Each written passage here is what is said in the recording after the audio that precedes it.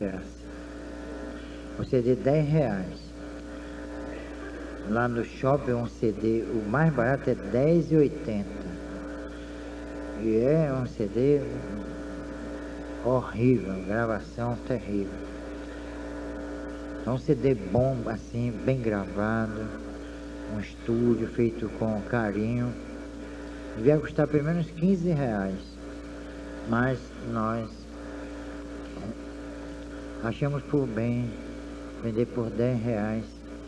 E vocês podem comprar para dar a pessoas que estão assim vendo uma filha desencarnar sem saber porquê.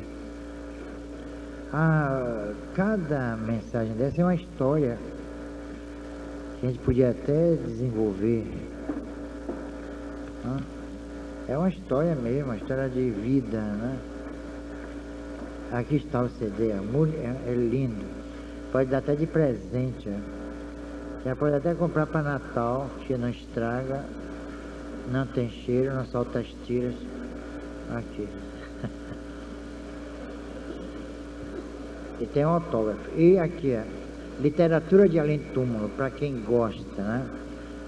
Quem está fazendo aí letras, ou tem algum amigo, algum parente. É interessante isso. Então esses recursos são para o nosso trabalho aqui. Bom, já fizemos a nossa prece, nós temos aqui o aviso. No sábado, pela manhã e à tarde, nós vamos ter aqui o encontro, a segunda aula sobre o perispírito. Nós constituímos vários grupos. Aqueles que não vieram sábado podem se juntar a um desses grupos. E no sábado de manhã a gente vai debater aqui, que cada grupo um tema diferente, sempre ligado ao perispírito. Então nós vamos esmiuçar aqui, né, o perispírito, vai ser interessante. Quem quiser ficar para o trabalho à tarde, tem o almoço, custa R$3. No sábado passado, muita gente quis, mas não deu. O almoço no sábado passado, eu não sei qual é o menu dessa sábado agora, foi frango ao molho de ameixa, arroz e salada, né? Então, não sei se vai ser o mesmo cardápio, mas seja lá qual for, vai ser gostoso, porque o pessoal da cantina capricha mesmo e faz um negócio assim bem feito, né? Com toda a higiene, é uma delícia. E por R$3 você não encontra nem PF por aí, não é não? Chega naquela comida a quilo, que devia ser a peso, né? Aquilo, né? Chega ali, põe para ver um pouquinho, para ver quanto é que paga. No mínimo R$4, R$5, R$6, não é isso? Estão vendendo por R$14,50 o quilo, que eu já vi. Então, aqui, vocês vão se safar. Sábado já está com o almoço garantido por R$3. Né? Isso é interessante. Bom, nós vamos ter aqui no dia 31, para mim está marcado para o dia 31, o show, né, das radiantes. Se inscrevam, comprem mesmo, vocês vão adorar. Depois, aqui é assim, as pessoas não vêm, depois ficam se lamentando, vai ter isso, porque sempre tudo que se faz aqui é bom, sinceramente. A gente capricha, faz o melhor possível para vocês. Então quem não vem, perde, né? Tem muito evento. Vocês querem que construir isso como no Sopra? Quem está construindo isso aqui são vocês, né? Vocês aqui estão construindo aqui. E os assistidos também. Mas vocês fazem parte da casa, vocês trabalham aqui já. Hoje mesmo, quem tiver mais de 6 meses aí, me procure. Quem tiver mais de 6 meses, me procure. Mais de 6 meses se tratando. Ou melhor, exercitando a mediunidade.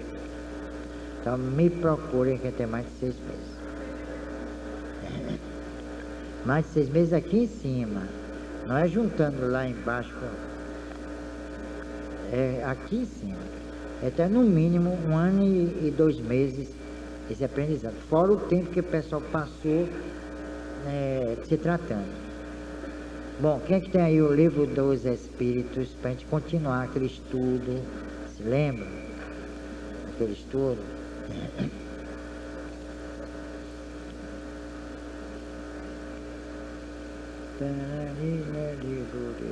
Livro de Espírito para eu não sei qual foi a lei que nós ficamos. Você se lembra? Lei do trabalho? Ah, obrigado. Esse é bonito, é todo aqui.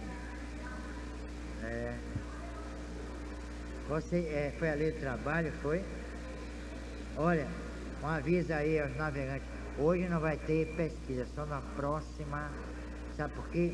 Por vários motivos. Primeiro, está chovendo muito, pode acabar tarde, pessoal que vai para casa, tudo alagado. E depois tem um jogo aí do Brasil com o México, né?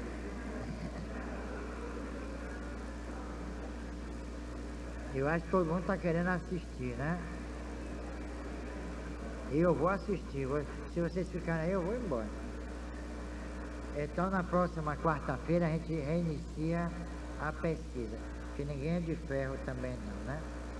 Hoje de manhã, eu fiquei até 12h30 na livraria. Quando chegou 3 horas, fui para o hospital para ver um paciente. Quando cheguei em casa 6 horas da tarde. Tá vendo? E estou aqui. Eu trabalho mais do que muita gente por aí. Tem gente que fica enrolando no trabalho, fingindo. Tem gente que enrola mesmo. Deixa eu ver aqui. A lei do trabalho.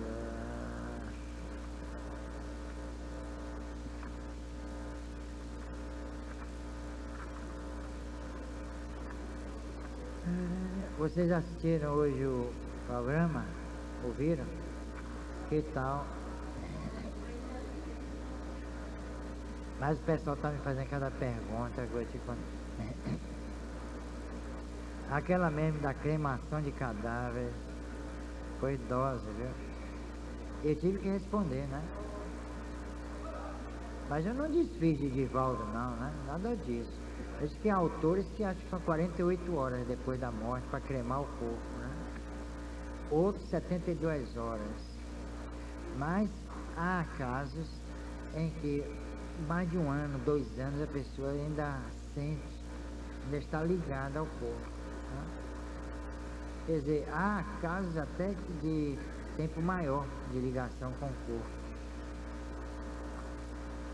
E cremar o corpo aqui no Brasil começou aqui na Bahia, os crematistas e aqueles que queriam inumar o corpo. Inumar, não é exumar, não. Sepultavam os corpos nas igrejas. Aí tinha aqueles odores fétidos, né? Ou nefíticos. Então as beatas, quando entravam, se contaminavam. Essa dessa época que vem aquela história de radicais livres, né? Não tem essa história aí de radicais livres? Da medicina ortomolecular, né? Não é isso? Hein?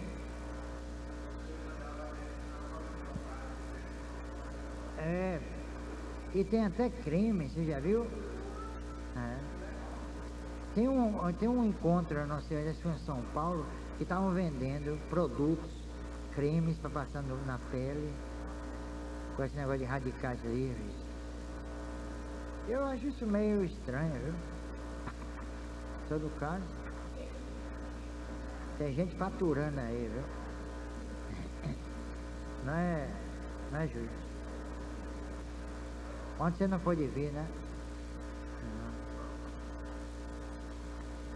Bom, cadê, menina? Veja aí a questão da lei do trabalho para ficar aqui o tempo inteiro procurando essa porcaria. Aqui no índice. Vocês também não trazem o livro dos espíritos?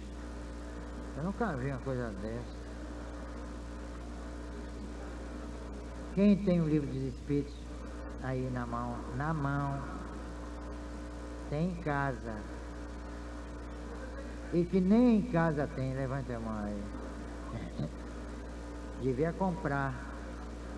Como é que um espírita não lê o livro dos espíritos? É muito...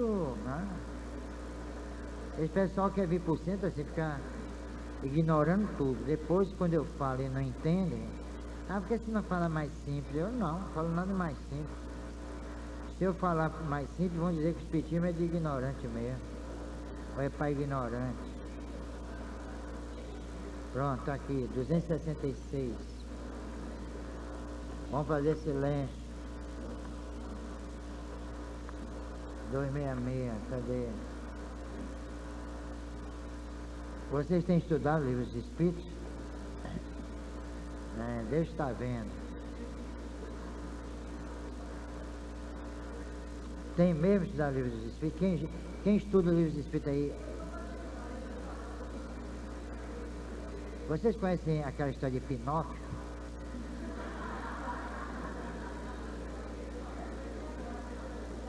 Tem gente já segurando o nariz aí.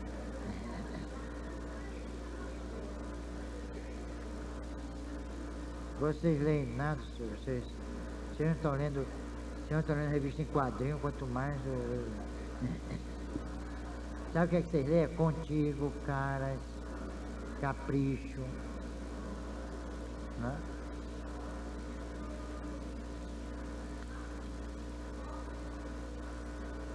A questão é 674.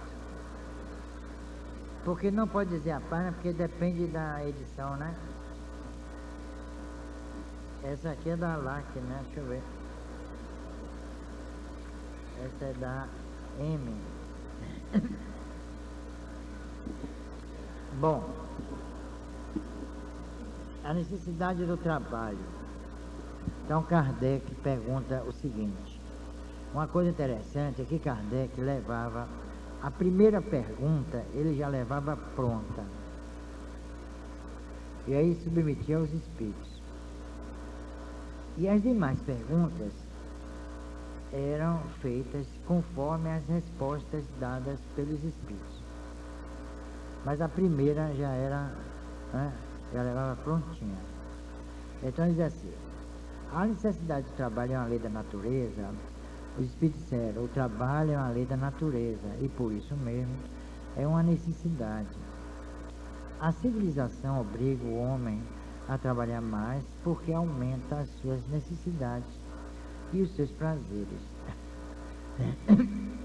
Então, o trabalho é necessário, não apenas para a subsistência, para te comprar os alimentos, roupa, remédios, mas o trabalho é também um fator de progresso para o espírito, porque trabalhando ele vai ampliando a sua capacidade, né, de percepção, as suas aptidões vão se aprimorando e aí por diante, né? Então isso é importante. Então o Kardec ainda vai lá adiante. Só devemos entender por trabalho as ocupações materiais? Não, o espírito também trabalha como o corpo. Toda ocupação útil é trabalho. Então os espíritos não se referem apenas ao trabalho, né, que nós realizamos para a nossa sobrevivência. Então qualquer trabalho útil, qualquer ocupação útil é necessária e é, né, de proveito para o espírito. Nós podemos trabalhar numa creche, por exemplo, né? Podemos... Não tem nenhum indireta aí. Quem está ali é Vera? Ali atrás? Cadê Sônia, minha? Grande que? Quem? Tiazinha? Ah. Diz que tem uma chamada Ratinho também, né? Diz que come queijo e que melhora. Tiazinha tem que botar máscara para poder...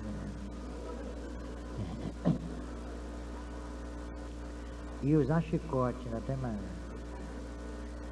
Aí diz assim, porque o trabalho imposto ao homem é uma consequência da sua natureza corpórea. É uma expiação e, ao mesmo tempo, um meio de aperfeiçoar a sua inteligência. Sem o trabalho, o homem permaneceria na infância intelectual.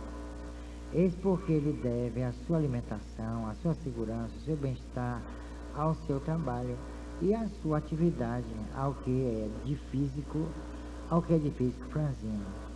Deus concebeu a inteligência para o compensar, mas há sempre trabalho.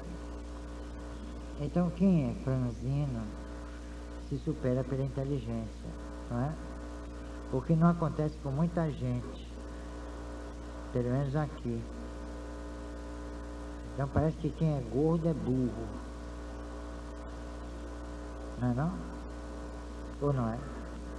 Eu estava fazendo a comparação entre trabalho braçal e trabalho intelectual, né? Por que as pessoas franzinas são mais bem dotadas intelectualmente? Eu não acho não, sabe? Eu não acho não, porque Buda, por exemplo, era gordo e era inteligentíssimo, né? Jesus, eu não sei se era gordo ou magro, porque ninguém pesou Jesus, nem ele se pesou, não é? Ele devia ser bem malhado, porque ele caminhava com uma droga, né? Não é não? Então eu acho assim, eu acho uma resposta meio esquisita, sabe? Ao que é de físico franzino, Deus concebeu a inteligência.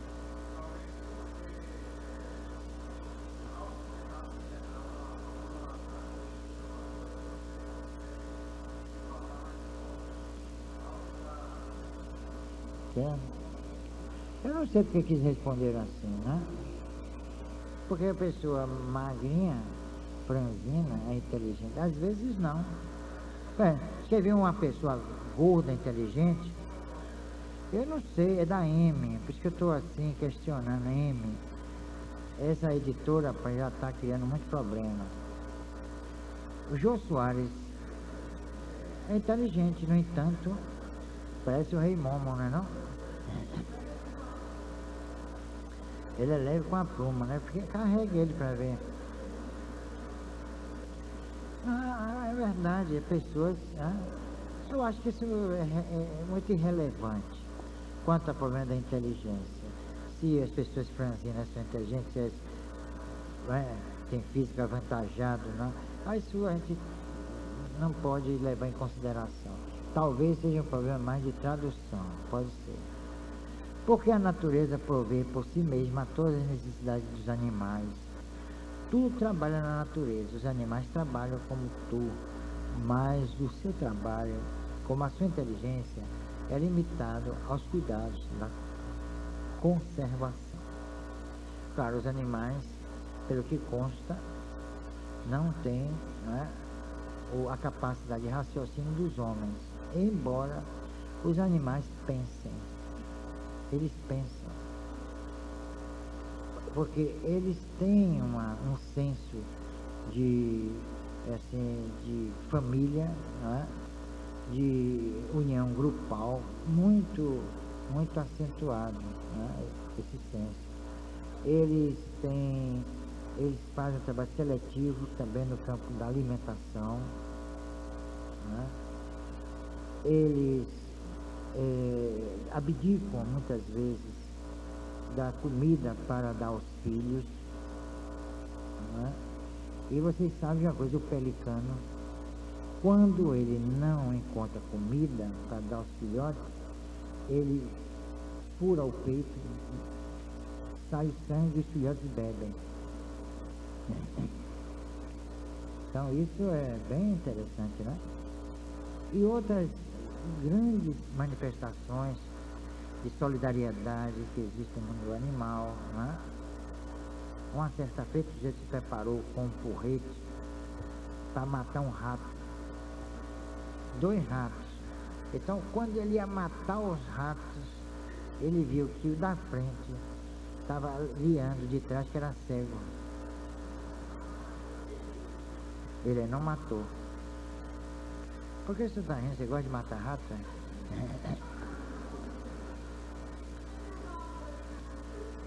Tem pavor? Por quê? O que o rato já lhe fez? Vamos fazer uma regressão de memória para ver o que aconteceu. Você e o rato. Não é não? Coitado do rato, viu? Vou fazer uma regressão com o rato também. Essa daqui tem medo de rato? Você tem? Grande coisa, o rato bichinho. Então, vocês não gostam de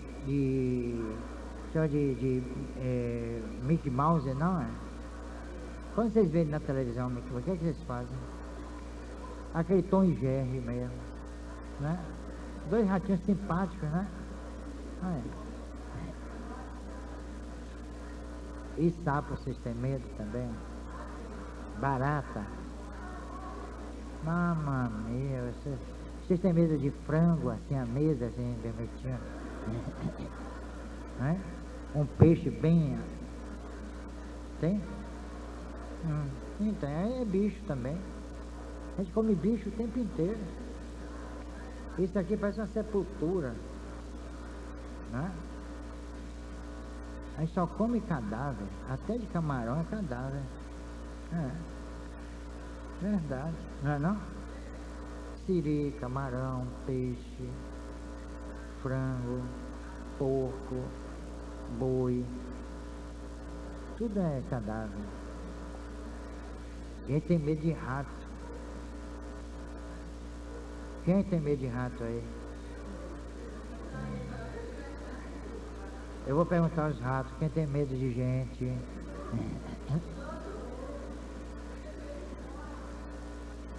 Eles correm, né? Tem medo. Tudo, a barata tem um medo danado da gente, porque a gente já vai com o pé assim, pá, pá, pá. E ainda esfrega, tem gente que faz assim, para matar bem, né? Esmagar mesmo. É uma raiva que tem. É um absurdo. Olha, então você sabe o que está acontecendo? Estão aumentando o karma, viu?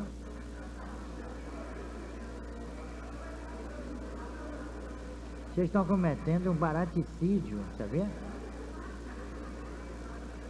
Ou um raticídio. É verdade. É uma vida que vocês estão tirando.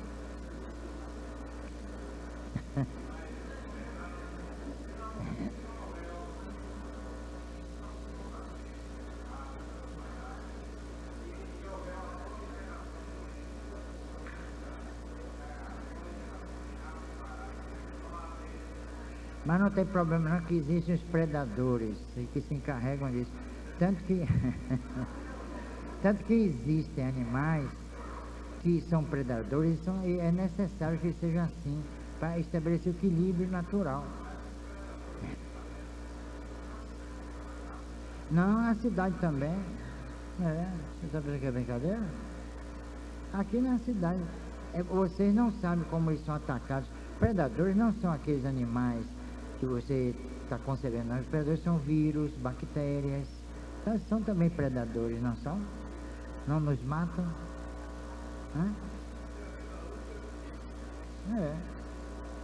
A verdade é que uma vida é tirada. Agora, se é necessário ou não, Jesus disse, olha, o escândalo é necessário, mas ele que não provoca.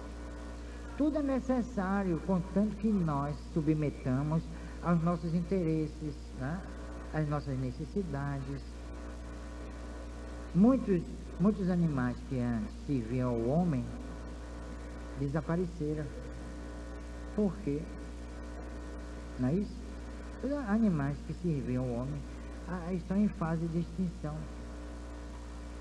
Isso aí, claro que tem uma explicação, só em nível espiritual, porque se for assim, em nível ecológico, dentro do direito natural e tal, as pessoas não vão encontrar respostas.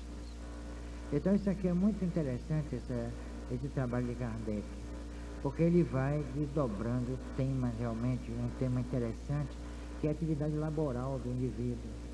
Nós precisamos trabalhar. Agora, o que Kardec e os espíritos também tratam aqui é quanto da justiça de trabalho, que querem até acabar, não é? Querem acabar a justiça de trabalho. Para quê? Eu não sei. Qual o objetivo de terminar com a justiça do trabalho no Brasil? Não sei. Se é para proteção dos empresários, né?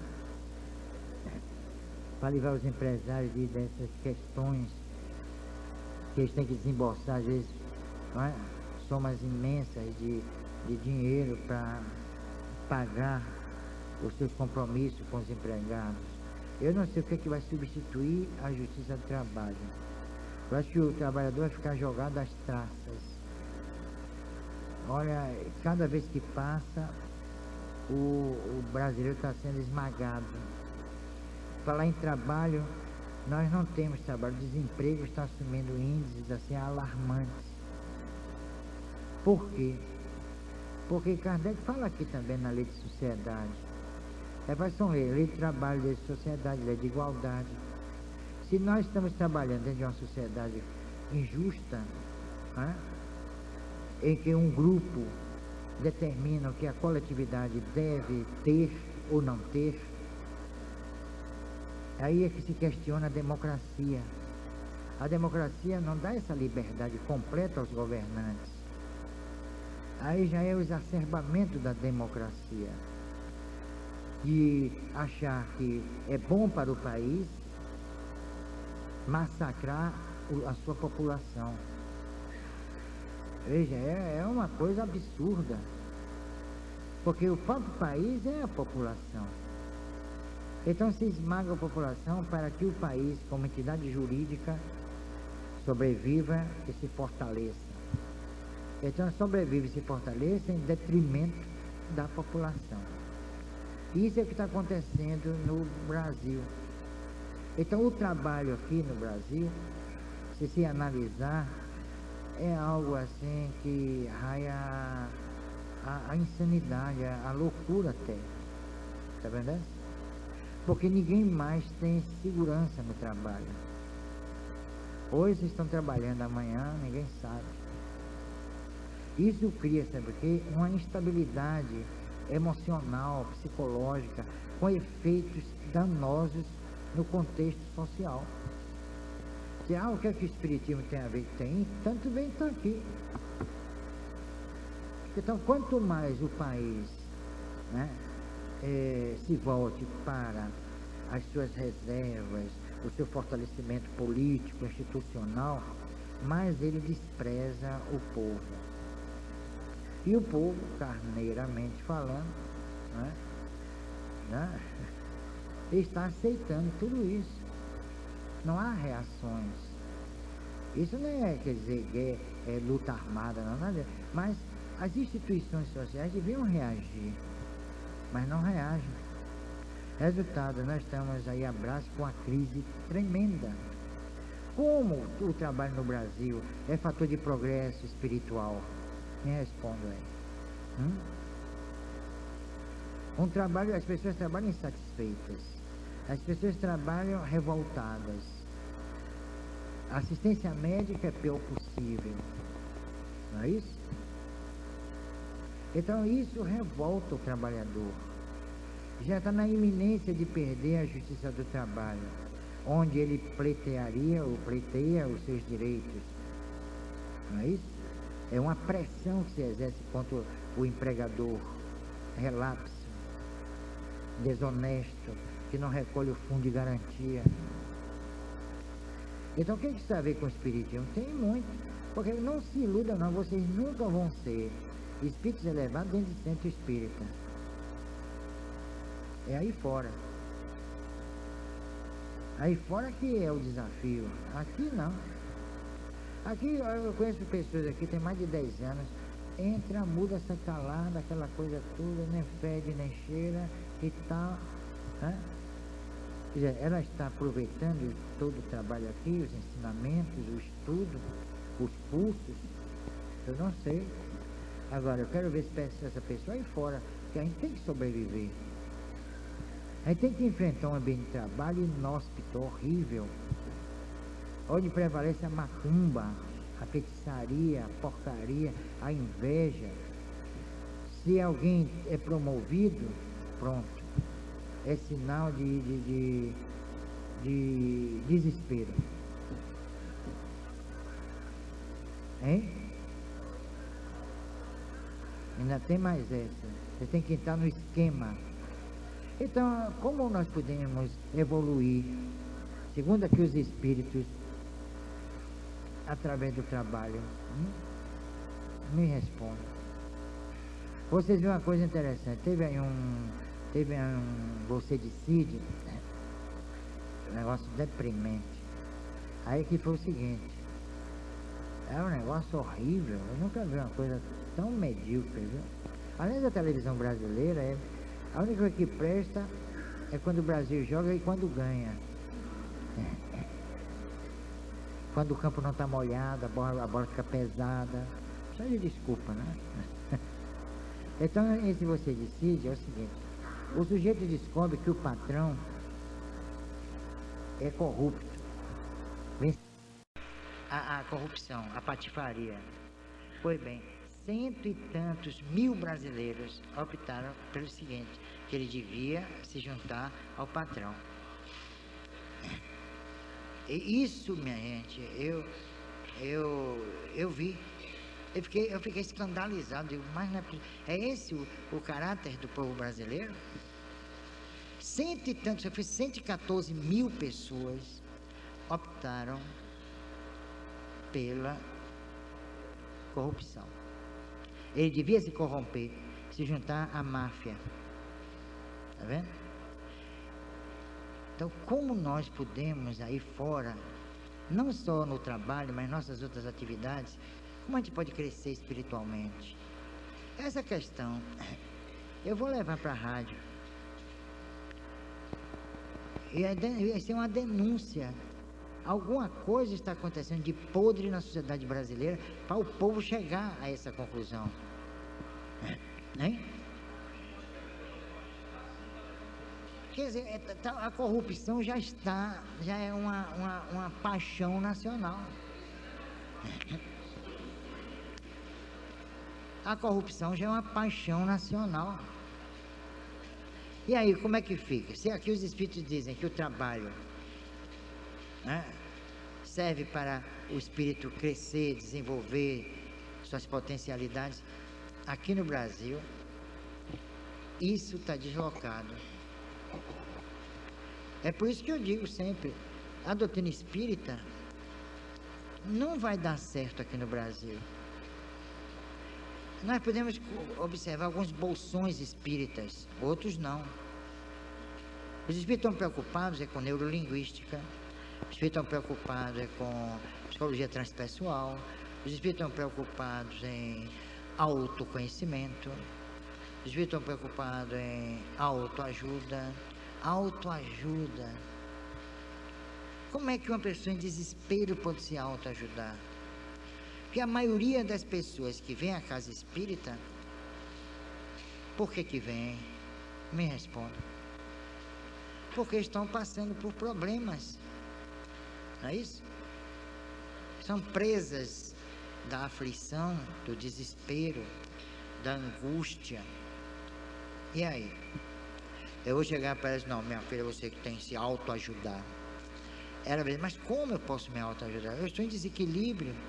Eu estou tomando medicamentos psiquiátricos. Como é que eu posso me autoajudar? O que é se autoajudar? Me responda aí. É um negócio bem interessante, não é? E a concepção que as pessoas têm de evangelho, de Deus, de vida, olha, é um negócio deprimente. Hoje uma pessoa me disse assim, lá no hospital, eu senti revolta uma certa feita, eu xinguei Deus, blasfemei, mas eu fiz isso porque meu filho sofreu horrores, uma morte assim estúpida, um acidente, levou mais de 2 meses aqui nesse hospital, sofrendo horrores e morreu. Aí ela disse, por que você me diz disso? Porque ninguém me explicou. Foi assim mesmo. O que você pode me dizer disso, Bernardo? Eu disse, você já leu os evangelhos? Aí ela disse, já li os evangelhos.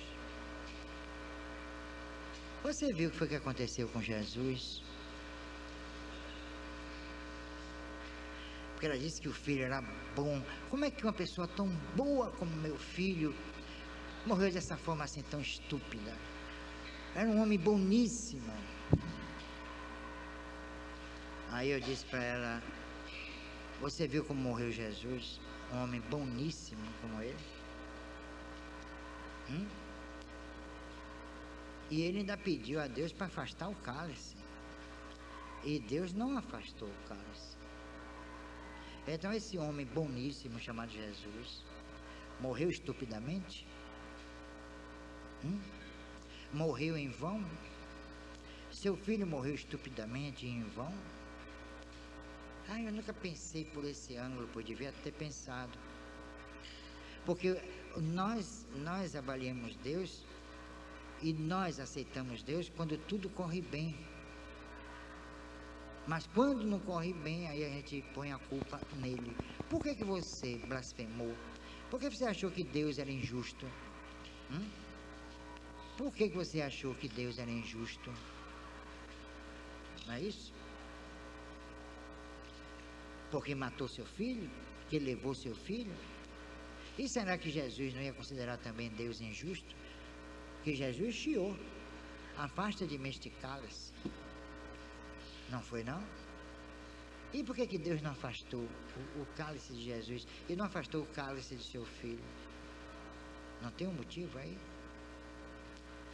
Veja o outro lado da moeda. A Deus o que é de Deus, a César o que é de César. Então nós temos que considerar 2 aspectos, o aspecto humano e o espiritual. Se seu filho aqui, aparentemente, foi injustiçado por Deus, aparentemente, houve um motivo. E não foi Deus que criou esse processo de injustiça.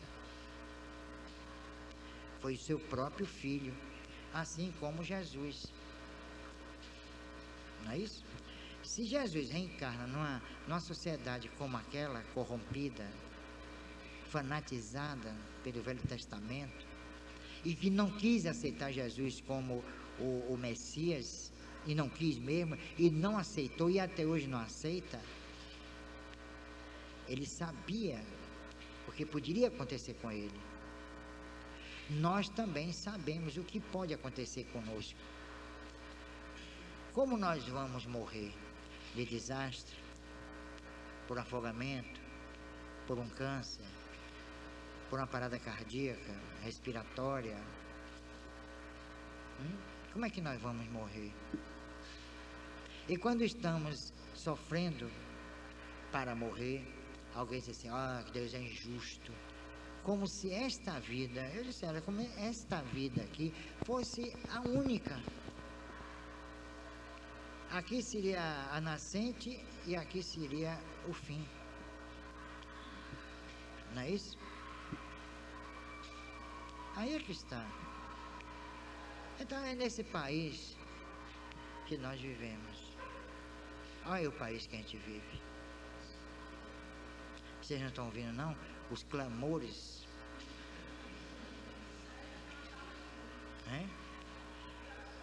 é essa mediocridade que nos aguarda. Então, quem puder fugir dessa mediocridade, fuja. Mas não é para se fechar num lugar, não. Fugir no sentido de não valorizar isso que está aí fora. Então, trabalhar no Brasil é difícil. E mais ainda, é difícil tirarmos algum proveito espiritual do trabalho que nós executamos. Porque as pessoas não se preocupam em trabalhar para crescer moralmente. Isso. Todo mundo trabalha para quê? Qual é o objetivo maior? Ter sua independência, sua subsistência, e aí por diante. Então Kardec e os Espíritos estão dando assim reavaliando o conceito de trabalho, né? Olha aqui. Diz assim: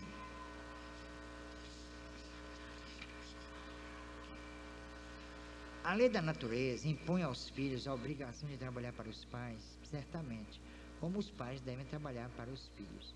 Eis porque Deus fez do amor filial e do amor paterno um sentimento natural, a fim de que, por essa afeição recíproca, os membros de uma mesma família sejam levados a se auxiliarem mutuamente. É o que, com muita frequência, não se reconhece em vossa atual sociedade. Diz assim: sendo o repouso uma necessidade após o trabalho, não é uma lei da natureza, sem dúvida. O repouso serve para reparar as forças do corpo. É também necessário para deixar um pouco mais de liberdade à inteligência, que deve elevar-se acima da matéria. Aí diz aqui: o homem tem direito ao repouso na sua velhice. Veja só, 1857. Sim, pois não está obrigado a nada, senão na proporção de suas forças. Kardec está falando em aposentadoria. Não é não? Hein? É moderno. É neomoderno. Não é não? É neomoderno. É o conceito de aposentar. Hoje, no Aurélio, não é? Nós podemos encontrar lá um verbete. Mas o vagabundo traz trabalhador.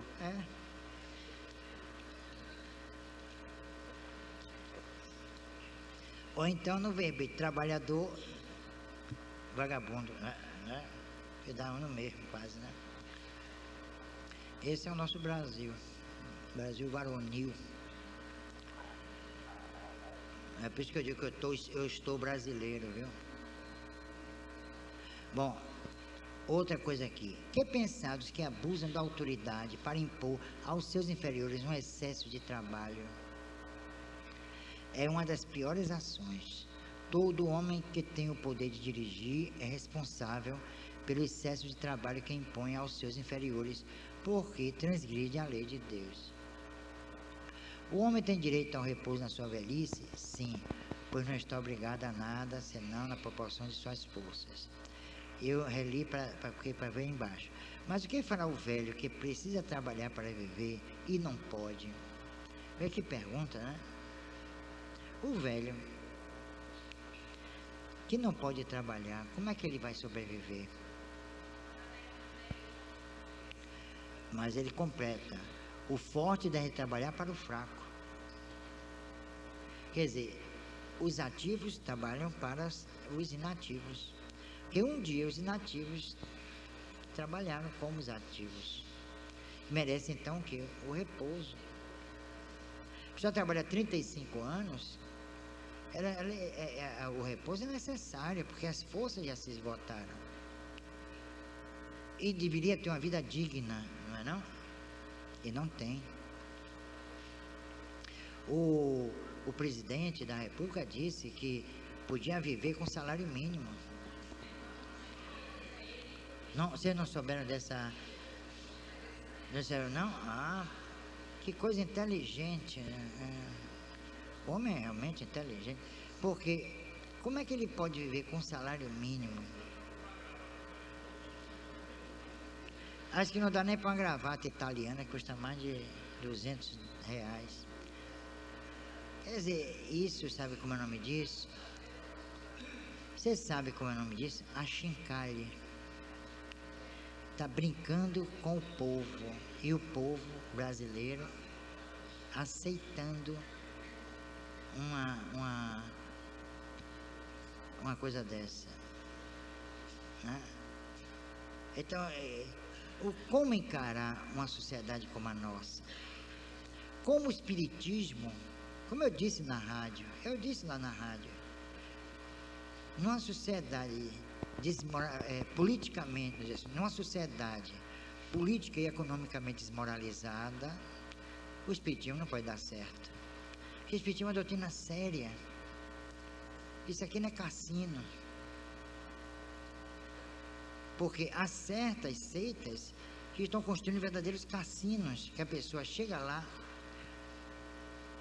e investe, paga e vai pagando para ver se consegue ganhar alguma coisa. É assim que o viciado faz na roleta, na máquina, nos cassinos. E quanto mais ela gasta, ela acha que está fazendo a poupança para o céu. Não é isso? Diz que lá, né, assim, a pessoa pergunta assim, eu não tenho nada para dar. Aí disse assim, tem sim. Tire aí. Aí tiram. Quando tira, agora tem. Bate na mão, o dinheiro cai. É mesmo, faz assim. Estão brincando com o povo e o povo brasileiro. É assim mesmo. Parece até que nós somos clones, como Dolly, né? Um parecido com o outro.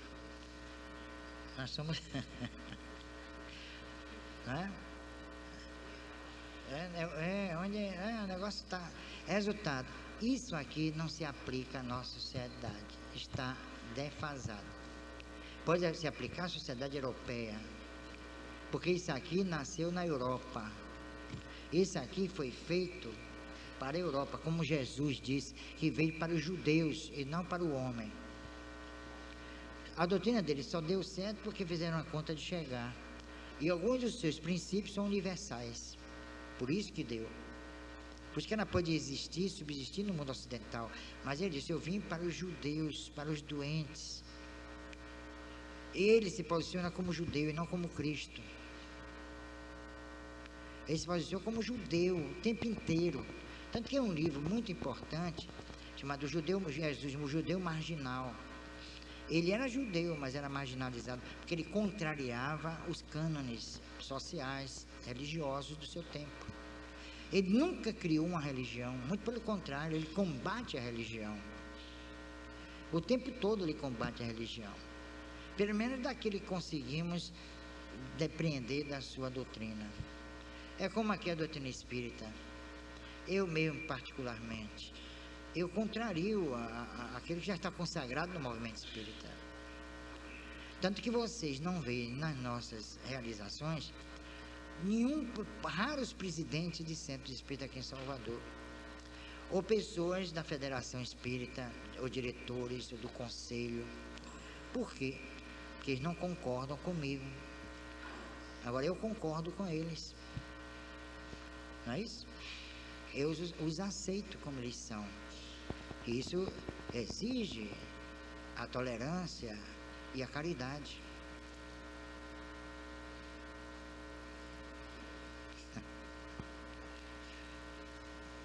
Não é não?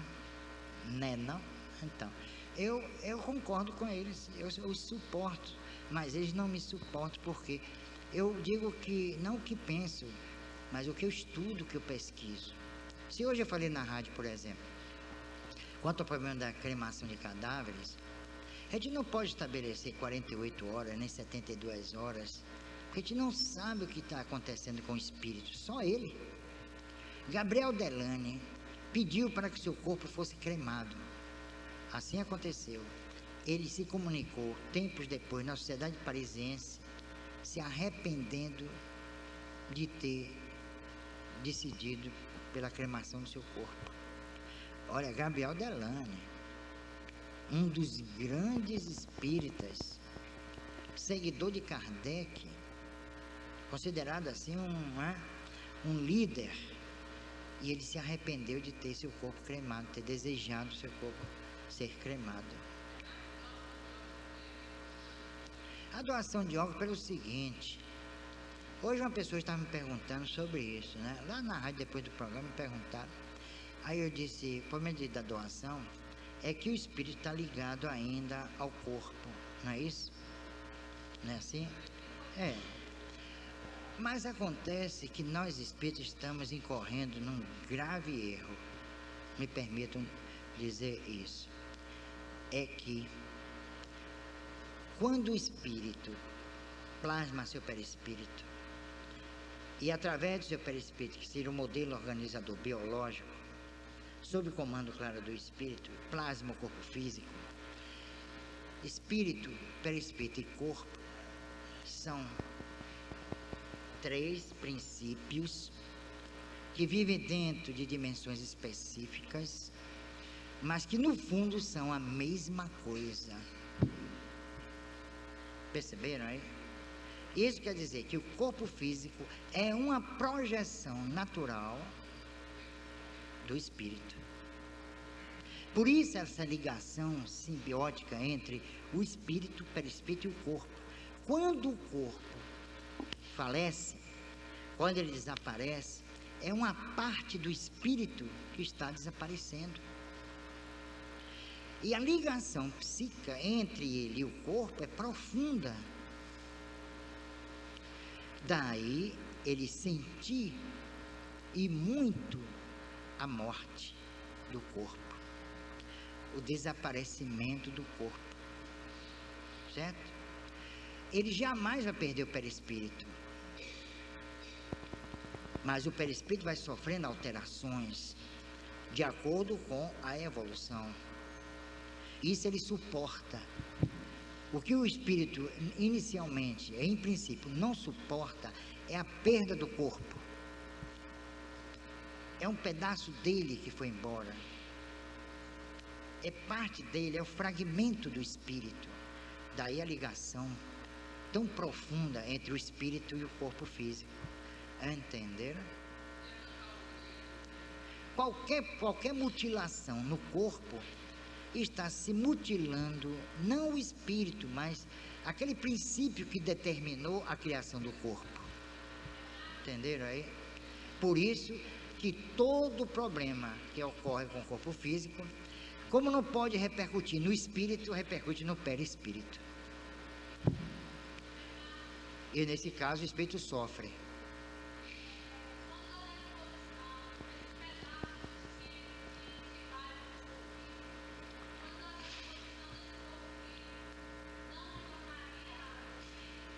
Não o quê? Não retorna não. Ele retorna, não. Nada retorna ao espírito. O espírito já é um ser perfeito. O corpo, a energia do corpo retorna ao fluido universal, de onde ele foi tirado. E vocês viram uma coisa interessante, é que nós espíritos tiramos do fluido universal o perispírito. Não está lá? Não está aqui no livro dos espíritos? Não é isso? Agora vejam só, se cada espírito está numa escala moral, isso quer dizer que o fluido universal, o cósmico, não é fluido cósmico universal, não é fluido universal, o cósmico, está preparado segundo as leis de Deus para atender a todas as situações porque passa moralmente o espírito. Perceberam? Então, no momento que eu, o espírito, tiro do fluido universal a energia para constituir meu corpo físico, ou meu corpo perispiritual e o corpo físico, não é? É a mesma fonte onde dimanam essas energias. Naquele mesmo instante eu estou tirando do fluido universal aqueles elementos próprios à minha estatura moral. Como cada um tem, embora em parcelas mínimas, quase imperceptíveis, cada um tem seu status moral, de acordo com o evolver intelectual, ético, do próprio planeta. Isso quer dizer que o fluido cósmico universal o fluido cósmico universal tem uma ligação ética fantástica com o processo de criação. Então a evolução não é apenas em nível biológico, em nível morfológico, mas também moral. O próprio corpo está ligado a esse processo. O perispírito, idem. E o espírito é o comandante de todo esse magnífico trabalho. É algo assim, vamos chamar de cosmogonia espírita, que se associa à cosmologia espírita. Então, minha gente, o nosso corpo físico, na realidade, é parte integrante do espírito. Quando ele desaparece, o espírito tem que se reciclar. Por isso que ele leva algum tempo para voltar a constituir um novo corpo.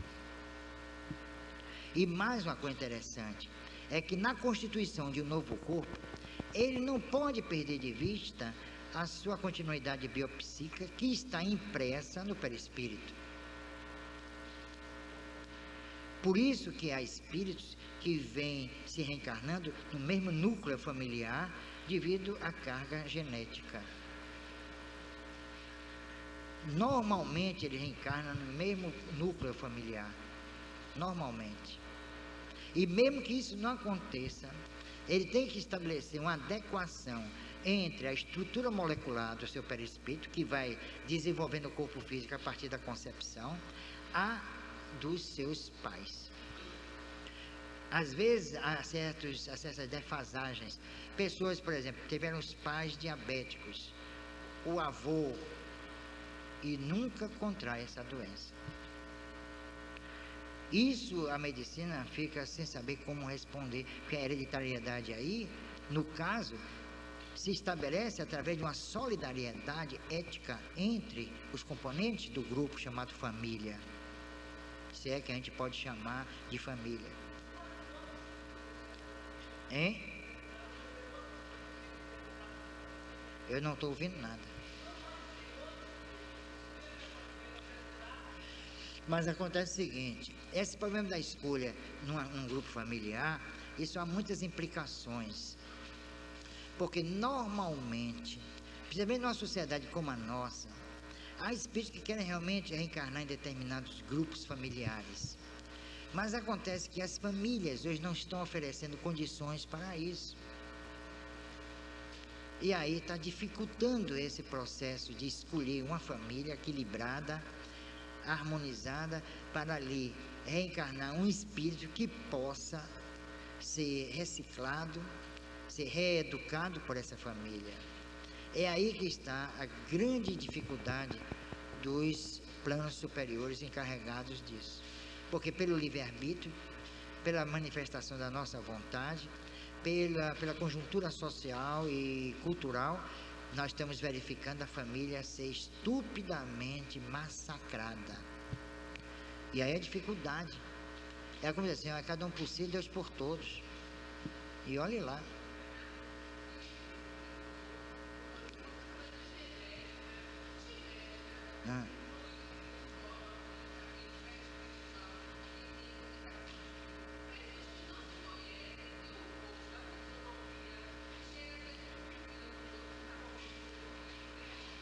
Isso existe na natureza um processo chamado mimético.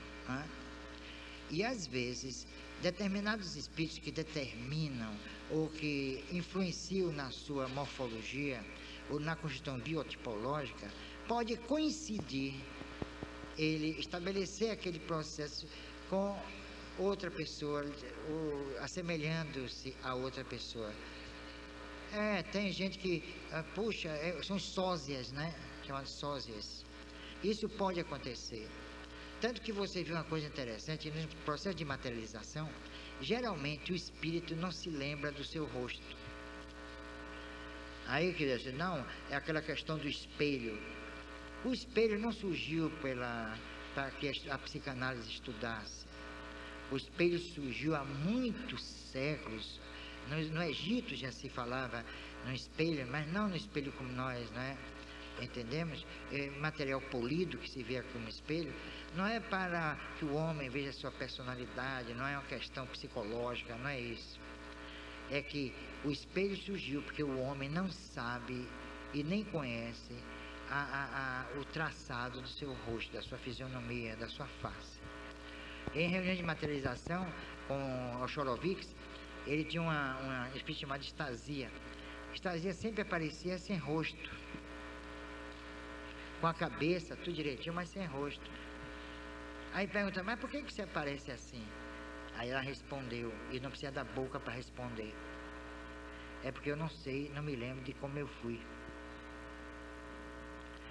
Aí lá bastante ela fez assim, eu posso assumir a fisionomia de um dos participantes? Pode. E na mesma hora ela assumiu a fisionomia de um dos participantes. Um clone. Tá vendo? É isso que a gente tem, essa força plástica do espírito que tem que ser estudada. E isso funciona em nível de reencarnação e também, portanto, que há espíritos que saíram daqui velhos, decrépitos, e quando são vistos estão novos, viçosos, né? Jovens, e não são aqueles jovens, né? Que foram eles quando estavam aqui. Pode aparecer no trabalho de transfiguração que Bolzano estudou muito bem. Por isso que nós somos várias faces. A senhora Bullock, por exemplo, na Inglaterra, apresentou 12 faces diferentes de suas reencarnações passadas. Isso mostra que todas as personalidades que nós vivemos estão na nossa memória palingenésica. Isso é um computador fantástico. Nós ainda precisamos nos descobrir, nem auto-iluminar, não que isso é asneira. Nós precisamos nos descobrir como seres eternos e analisar todo o processo personalístico através do tempo para que possamos atingir a individualidade. Não se preocupe em se auto-iluminar. Não fique preocupado com isso, não. Nós já somos luz. É isso. O espírito é perfeito. Como nós vamos nos auto-aperfeiçoar se já somos perfeitos? O corpo jamais pode ultrapassar o espírito. O perispírito, idem. Porque há uma necessidade básica do espírito ter seu corpo assim grosseiro ainda e por muito tempo para poder sobreviver neste mundo miserável e grosseiro. A necessidade de ter um perispírito também. O espelho do corpo e físico, em termos grosseiros, também há necessidade para que o espírito possa sobreviver no plano específico do perispírito, que é um plano também grosseiro, perto da crosta. Então não se preocupem em auto-iluminar, porque não vão conseguir, e se conseguirem, vão interferir profundamente em todo o planejamento do espírito. Isso é impossível, que é o espírito que comanda tudo. Então o homem está trabalhando dentro de uma dicotomia. Eu vou me iluminar. Eu.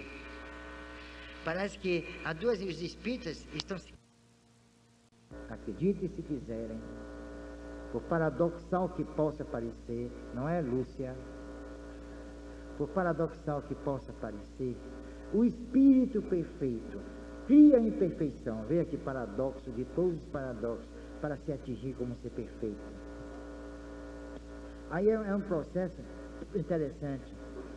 É um processo endógeno, exercitado dentro de um outro processo exógeno, no qual o espírito há de se buscar através do tempo, da história, dos milhões de anos. É um jogo fantástico. É um processo dedutivo e indutivo em nível de evolução. É do particular para o geral e do geral para o particular. O espírito está se buscando através da imperfeição. Ele busca a sua perfeição, reconhecendo a sua imperfeição. Ele parte de um ponto para o outro. É por isso que eu digo que nós somos arco e flecha na própria evolução. Então não pense em se auto-iluminar, que é uma questão de burrice. Sejamos burros, mas não ignorantes. Como dizia Jorge Risini, auto-iluminação é balela, isso não existe.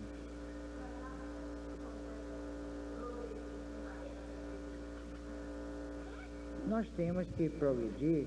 Olha, a progressão do espírito é uma necessidade básica para ele se afirmar como ser perfeito e eterno. Ele tem que se conhecer como ser perfeito.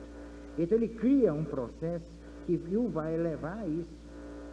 Isso aí, olha, isso é fantástico, é um jogo assim maravilhoso. Deus não joga com dados com a humanidade, como disse Einstein.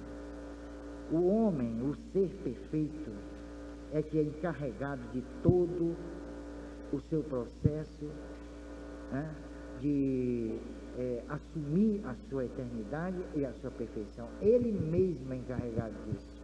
Então, é por isso que quando vem os 10 mandamentos da lei de Deus, isso não existe. Foi Moisés que criou essa bobagem. Não é Deus que impõe ao homem regras de procedimento, mas é o próprio Espírito que estabelece essas regras através da constituição das sociedades, desde as sociedades primitivas, desde a época em que o homem saiu da caverna para a planície, é que ele vem elaborando todo esse sistema. E ele sentiu necessidade de criar religião para entender a divindade.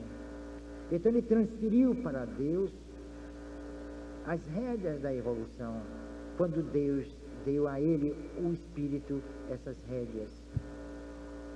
Então Deus fez o ser perfeito, finito. Agora o ser perfeito que se encontre. Tá vendo? Hein? Só tem esse caminho. Minha ponte e outra. O dia que o Espírito estabelecer alternativas no processo da evolução, isso realmente será uma farsa. Será uma farsa. Porque não há caminho mais justo e mais adequado do que o caminho da evolução e do evolver. Se evolui no sentido fisiológico e se evolve no sentido intelectual. O processo intelectual é imperceptível, não pode ser palpável, dimensionado. O físico, sim. Então, como dizem alguns pensadores, que a psique nasceu da evolução. Não é verdade. A evolução, sim, que deve à psique toda a sua estrutura. Entendeu? Tomou? Fazer... Manjou? Né? Hein? Eu não ouço nada que você fala. É Chita? Ah, Regina.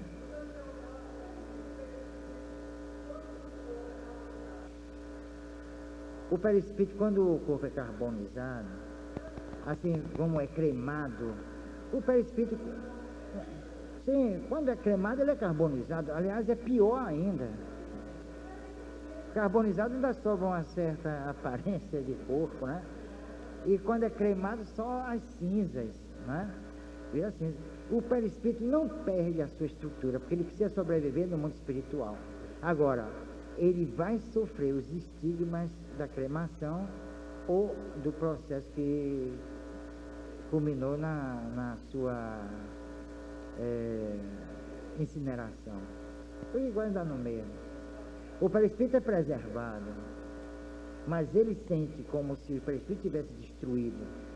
Quando a pessoa também é esmagada, quando a pessoa morre num desastre, degolada, soterrada, olha, o perispírito, ele tem vida própria, específica, ele não dependeu do corpo, porque é um conceito errôneo, mesmo dentro do próprio movimento espírita, pensar que o corpo foi destruído, o perispírito também.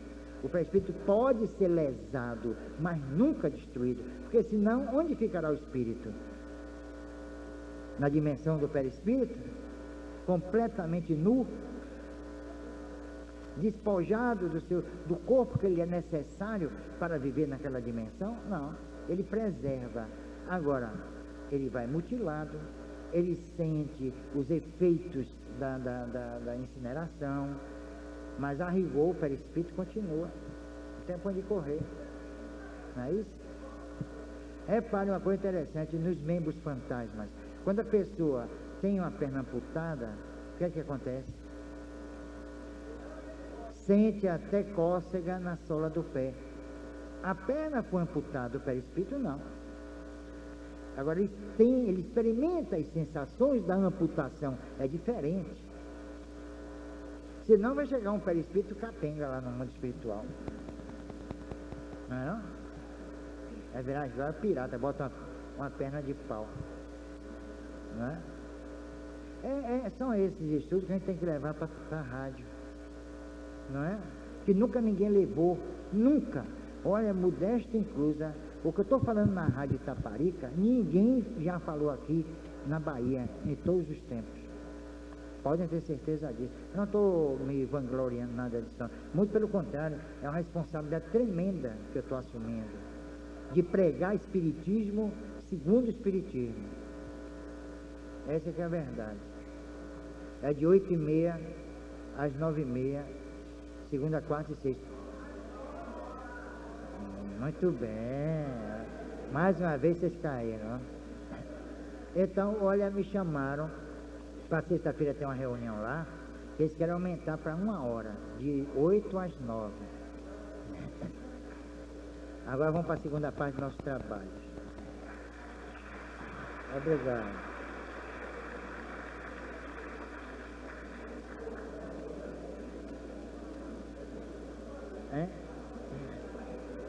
Os médios para dar passe lá embaixo. Olha, aqueles que tiverem mais de 6 meses aqui, me procure para a gente fazer uma avaliaçãozinha, viu?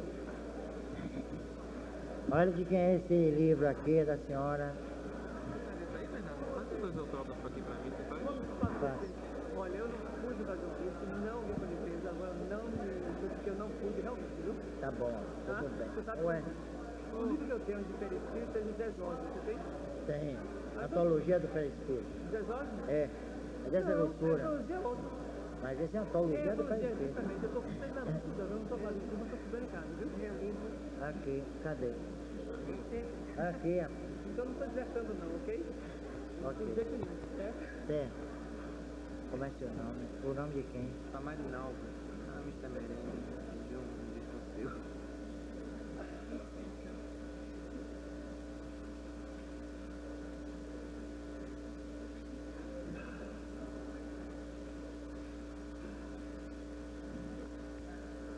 Parece que eu estou psicografando. Hoje é Hoje são 14/17/90. De Mestre Jesus. E vamos concluindo aí todos os passos, todos os trabalhos. Vamos agora, vamos nos posicionar de uma forma que os espíritos superiores possam nos ajudar. Pensemos em nosso Mestre. Ele que ditou uma doutrina de esclarecimento profundo. Ele que era conhecedor, ainda é, da natureza humana. E nós sentimos isso em suas parábolas. E todas essas parábolas refletem os caracteres humanos. Jesus foi o grande psicólogo, mas não o psicólogo segundo a psicologia clássica, behaviorista, etc. Mas aquela psicologia autêntica, o estudo da alma. E ele o fez com que maestria. É pena que deturpar a sua mensagem. É pena que criar as interpolações. É pena que a exegese tenha compuscado o conteúdo da mensagem de Jesus. Mas ainda assim, nós podemos exumar dos evangelhos algo que realmente foi dito por Jesus.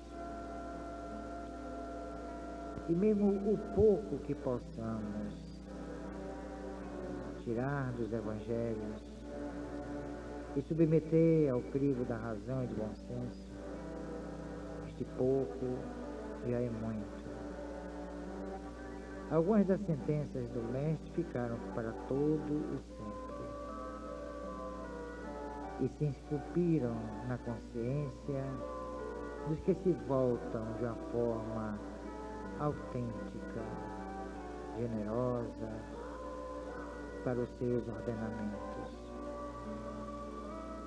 Pensemos em Jesus não simplesmente como taumaturgo do passado, mas como o nosso irmão maior, que veio nos ajudar, não nos salvar, mas ajudar, com seu verbo vibrante, com suas ideias luminosas, com sua performance,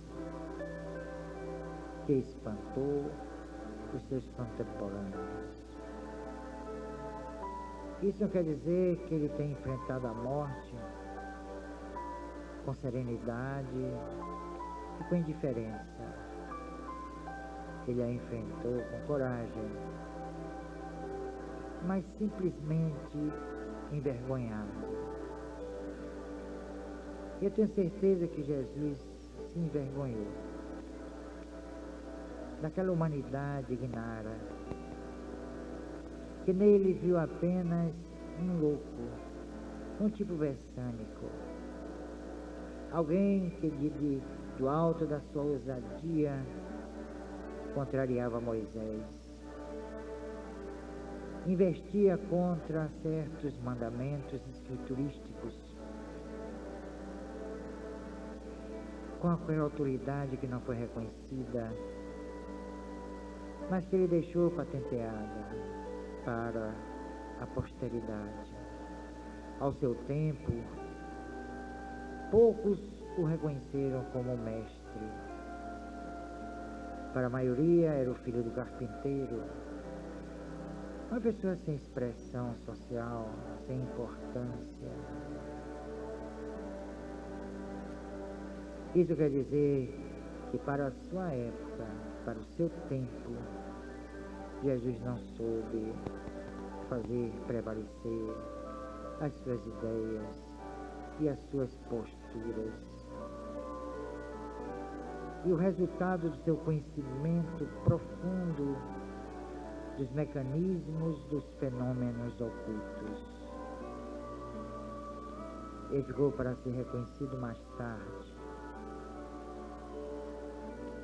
Em 1857, por exemplo, quando se cristalizou aquele seu ordenamento pré-cognitivo de que mandaria o Consolador. E ele predisse a vinda do Consolador porque ele sabia intimamente que iriam deturpar sua mensagem. E assim o Espiritismo é a terceira revelação. Houve a primeira, que foi a grande pergunta que o homem fez a Deus. A segunda, a resposta de Deus ao homem.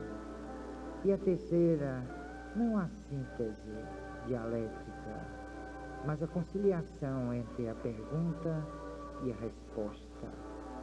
Eis aí a doutrina dos espíritos, fruto do amadurecimento dos espíritos, daqueles seres que provavelmente estavam com Jesus invisíveis no seu apostolado, do nascimento à morte infamante. E o Consolador emergiu de entre vários momentos importantes para a humanidade, do marxismo, do naturalismo, do darwinismo, o século dos ismos. E aí nasceu diante dos homens e da própria efervescência intelectual, ética, sociológica, a doutrina dos espíritos. Trazia ela em seu bojo as respostas cruciais às perquisições humanas firmadas através do tempo e da história. Ali está o evolucionismo traduzido pelos espíritos de uma forma imorredora. Ali está o marxismo na análise das leis morais, a lei de liberdade, de igualdade, a lei do trabalho. Ali está também a explicação viva e inquestionável dos grandes males que acometem a humanidade. Ali está a reencarnação, e pela primeira vez em 1857, na segunda metade então do século XIX, ali está a reencarnação cogitada por Kardec e pelos gênios tutelares da codificação,